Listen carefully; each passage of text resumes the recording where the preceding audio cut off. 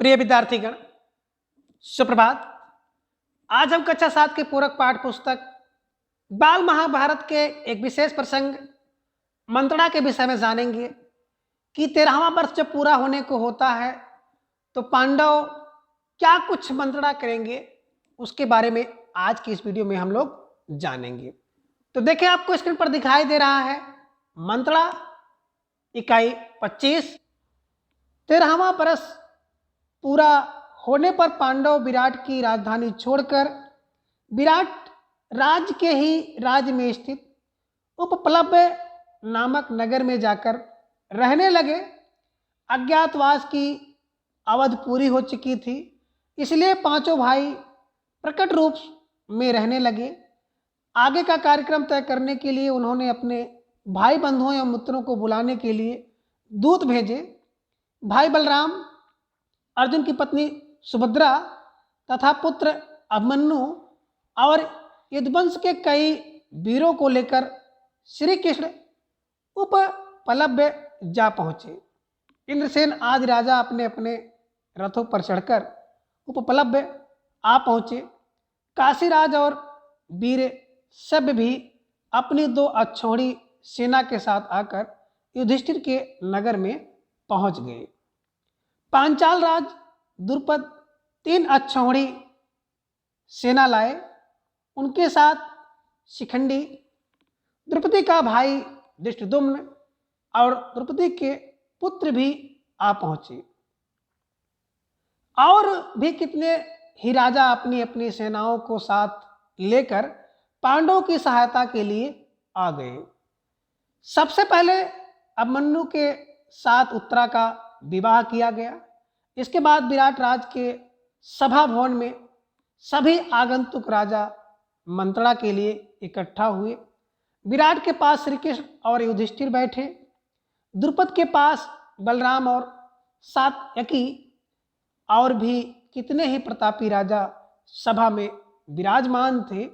सभा में सबके अपने अपने आसन पर बैठ जाने पर श्री कृष्ण उठे और बोले, सम्मानीय बंधुओं और मित्रों, आज हम सब यहाँ इसलिए इकट्ठा हुए हैं कि कुछ ऐसे उपाय सोचें जो युधिष्ठिर और राजा दुर्योधन के लिए लाभप्रद हो, न्यायोचित हो और जिनसे पांडवों तथा कौरवों का सुयश बढ़े। जो राज युधिष्ठिर से छीना गया है वह उनको वापस मिल जाए तो पांडव शांत हो जाएंगे और इन दोनों में संधि हो सकती है। मेरी राय में इस बारे में दुर्योधन के साथ उचित रीत से बातचीत करके उसे समझाने के लिए एक ऐसे व्यक्ति को दूत बनाकर भेजना होगा जो सर्वथा योग्य हो। तब बलराम उठे और बोले, कृष्ण ने जो सलाह दी है वह मुझे न्यायोचित लगती है। आप लोग जानते ही हैं कि कुंती के पुत्रों को आधा राज मिला था, वे उसे जुए में हार गए। अब वे उसे फिर से प्राप्त करना चाहते हैं। यदि शांतपूर्ण ढंग से बिना युद्ध किए ही वे अपना राज्य प्राप्त कर सके तो उससे न केवल पांडवों बल्कि दुर्योधन तथा सारी प्रजा की भलाई ही होगी। बलराम के कहने का सार यह था कि युधिष्ठिर ने जानबूझकर अपनी इच्छा से जुआ खेलकर राज्य गंवाया था। उनकी इन बातों से यदुकुल का वीर और पांडवों का हितैषी सात्यकी आग बबूला हो उठा। उससे ना रहा गया, वह उठकर कहने लगा, बलराम जी की बातें मुझे जरा भी न्यायोचित नहीं मालूम होती। युधिष्ठिर को आग्रह करके जुआ खेलने पर विवश किया गया और खेल में कपट से हराया गया था। फिर भी इनकी सज्जनता ही थी जो प्रण निभाकर उन्होंने खेल की शर्तें पूरी की। दुर्योधन और उनके साथी जो यह चिल्ल पुकार मचा रहे हैं कि 12 महीने पूरे होने से पहले ही पांडवों को उन्होंने पहचान लिया है, सरासर झूठ है और बिल्कुल अन्याय है। मेरी राय में दुर्योधन बगैर युद्ध के मानेगा ही नहीं, इसलिए विलंब करना हमारे लिए बिल्कुल नासमझी की बात होगी। सात्यक की इन दृढ़तापूर्ण और जोरदार बातों से राजा द्रुपद बड़े खुश हुए। वह उठे और बोले, सात्यक ने जो कहा वह बिल्कुल सही है, मैं उनका जोरों से समर्थन करता हूँ। शल्य, दृष्टकेतु, जतसेन, कैकेय आदि राजाओं के पास अभी से दूत भेज देने चाहिए।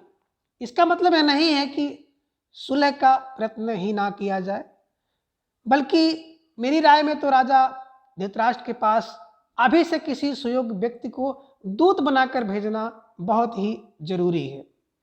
राजा द्रुपद के कह चुकने के बाद श्री कृष्ण उठे और बोले, सज्जनों, पांचाल राज ने जो सलाह दी है वह बिल्कुल ठीक है।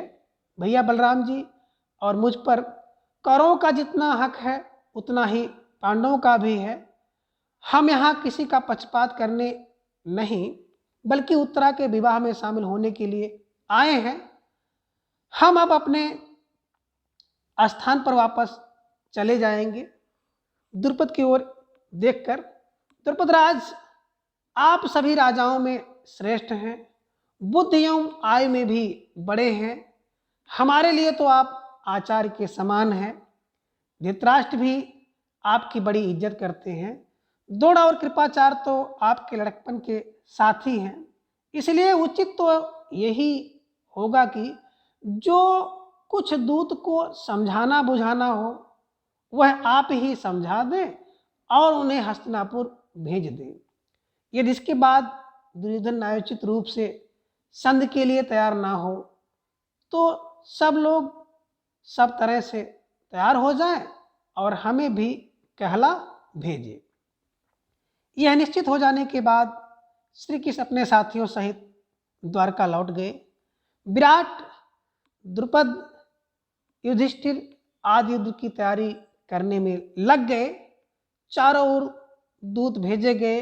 सब मित्र राजाओं को सेना इकट्ठी करने का संदेश भेज दिया गया। पांडवों के पक्ष में राजा लोग अपनी अपनी सेना सज्जित करने लगे। इधर ये तैयारियां होने लगी, उधर दुर्योधन आदि भी चुपचाप बैठे नहीं रहे। वे भी युद्ध की तैयारियों में जी जान से लग गए। उन्होंने अपने मित्रों के यहाँ दूतों द्वारा संदेश भेजे जिससे सेनाएं इकट्ठी की जा सकें। इस तरह सारा भारतवर्ष आगामी युद्ध के कोलाहल से गूंजने लगा। शांत चर्चा के लिए हस्तिनापुर को दूत भेजने के बाद पांडव और उनके मित्र राजागण जोरों से युद्ध की तैयारी में जुट गए। श्री कृष्ण के पास अर्जुन स्वयं पहुंचा। इधर दुर्योधन को भी इस बात की खबर मिल गई कि उत्तरा के विवाह से निवृत्त होकर श्री कृष्ण द्वारका लौट गए हैं, सो वह भी द्वारका को रवाना हो गया। संजोग की बात है कि जिस दिन अर्जुन द्वारका पहुंचा ठीक उसी दिन दुर्योधन भी वहां पहुंचा। श्री कृष्ण के भवन में भी दोनों एक साथ ही प्रविष्ट हुए। श्री कृष्ण उस समय आराम कर रहे थे। अर्जुन और दुर्योधन दोनों ही उनके निकट संबंधी थे, इसलिए दोनों ही बेखटके सेनागार में चले गए। दुर्योधन आगे था, अर्जुन जरा पीछे। कमरे में प्रवेश करके दुर्योधन श्री कृष्ण के सिरहने एक ऊंचे आसन पर जा बैठा। अर्जुन श्री कृष्ण के पैताने ही हाथ जोड़े खड़ा रहा। श्री कृष्ण की नींद खुली तो उन्होंने सामने अर्जुन को खड़े देखा।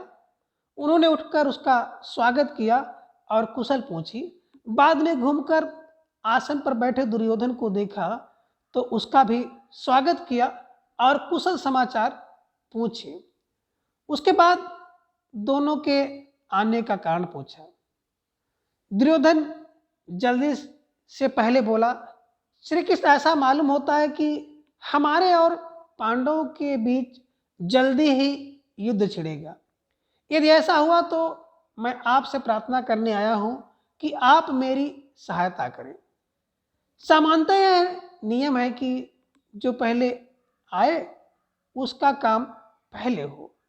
आप विद्वत जनों में श्रेष्ठ हैं, आप सबके पथ प्रदर्शक हैं, अतः बड़ों की चलाई हुई प्रथा पर चलें और पहले मेरी सहायता करें। यह सुनकर श्री कृष्ण बोले, राजन आप पहले पहुंचे जरूर, लेकिन मैंने तो पहले अर्जुन को ही देखा था। मेरी निगाह में तो दोनों ही बराबर हैं, इसलिए कर्तव्य भाव से मैं दोनों की ही समान रूप से सहायता करूंगा। पूर्वजों की चलाई हुई प्रथा यह है कि जो आय में छोटा हो उसी को पहले पुरस्कार देना चाहिए। अर्जुन आपसे आय में छोटा है, इसलिए मैं पहले उससे ही पूछता हूं कि वह क्या चाहता है। अर्जुन की तरफ मुड़कर श्री कृष्ण बोले, पार्थ सुनो, मेरे वंश के लोग नारायण कहलाते हैं। वे बड़े साहसी और वीर भी हैं। उनकी एक भारी सेना इकट्ठी की जा सकती है। मेरी यह सेना एक तरफ होगी और दूसरी तरफ अकेला मैं रहूंगा। मेरी प्रतिज्ञा यह भी है कि युद्ध में मैं ना तो हथियार उठाऊंगा और ना ही लड़ूंगा। तुम भली भांत सोच लो, तब निर्णय करो। इनमें से जो पसंद हो वह ले लो। बिना किसी हिचकिचाहट के अर्जुन बोला, आप शस्त्र उठाएं या ना उठाएं, आप चाहे लड़ें या ना लड़ें, मैं तो आपको ही चाहता हूं। दुर्योधन के आनंद की सीमा ना रही। वह सोचने लगा कि अर्जुन ने खूब धोखा खाया और श्री कृष्ण की वह लाखों वीरों वाली भारी भरकम सेना सहज में ही उसके हाथ आ गई।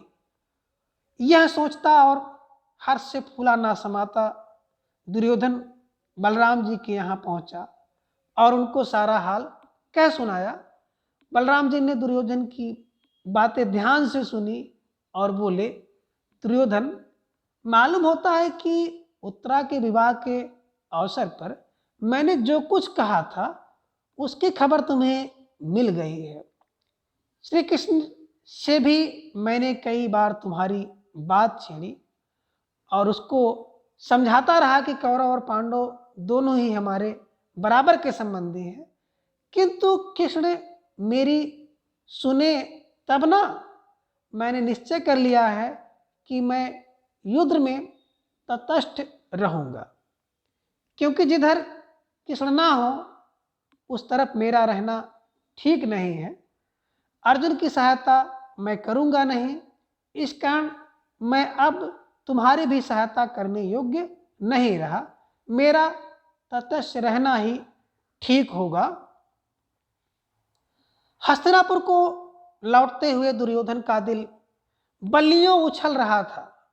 वह सोच रहा था कि अर्जुन बड़ा बुद्धू बना। द्वारका की इतनी बड़ी सेना अब मेरी हो गई है और बलराम जी का स्नेह तो मुझ पर है ही।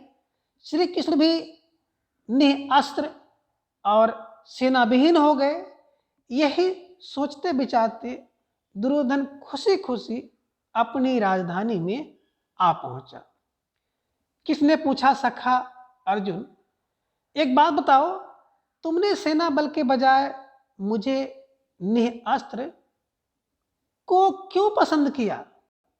अर्जुन बोला, बात यह है कि आप में वह शक्ति है कि जिससे आप अकेले ही इन तमाम राजाओं से लड़कर उन्हें कुचल सकते हैं।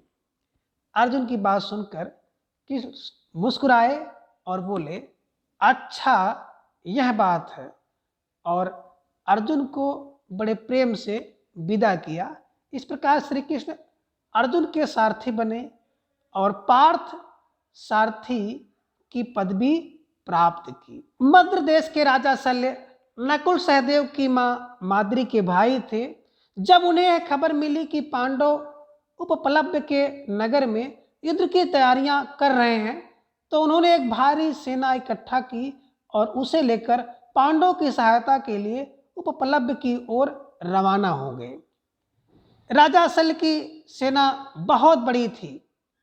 उपप्लव्य की ओर जाते हुए रास्ते में जहां कहीं भी शल्य विश्राम करने के लिए डेरा डालते थे, तो उनकी सेना का पड़ाव कोई 1.5 योजन तक लंबा फैल जाता था। जब दुर्योधन ने सुना कि राजा शल्य विशाल सेना लेकर पांडवों की सहायता के लिए जा रहे हैं, तो उसने किसी प्रकार इस सेना को अपनी ओर कर लेने का निश्चय कर लिया। अपने कुशल कर्मचारियों को उसने आज्ञा दी कि रास्ते में जहां कहीं भी राजा शल्य और उसकी सेना डेरा डाले, उसे हर तरह की सुविधाएं पहुंचाई जाए। शल्य पर दुर्योधन के आदर सत्कार का कुछ ऐसा असर हुआ कि उन्होंने पुत्रों के समान प्यार करने योग्य भांजों, जो कि पांडव हैं, पांडवों को छोड़ दिया और दुर्योधन के पक्ष में रहकर युद्ध करने का वचन दे दिया। उपप्लव्य में राजा शल्य का खूब स्वागत किया गया। मामा को आया देखकर नकुल और सहदेव के आनंद की तो सीमा ही ना रही। जब भावी युद्ध की चर्चा छिड़ी, तो शल्य ने युधिष्ठिर को बताया कि किस प्रकार दुर्योधन ने धोखा देकर उनको अपने पक्ष में कर लिया है। युधिष्ठिर बोला, मामा जी, मौका आने पर निश्चय ही बलशाली कर्ण आपको अपना सारथी बनाकर अर्जुन का वध करने का प्रयत्न करेगा। मैं जानना चाहता हूं कि उस समय आप अर्जुन की मृत्यु का कारण बनेंगे या अर्जुन की रक्षा का प्रयत्न करेंगे। मैं यह पूछकर आपको असमंजस में नहीं डालना चाहता था, पर फिर भी पूछने का मन हो गया। मद्राज ने कहा, बेटा युधिष्ठिर, मैं धोखे में आकर दुर्योधन को वचन दे बैठा, इसलिए युद्ध तो मुझे उसकी ओर से ही करना होगा। पर एक बात बताए देता हूं कि कर्ण मुझे सारथी बनाएगा तो अर्जुन के प्राणों की रक्षा ही होगी।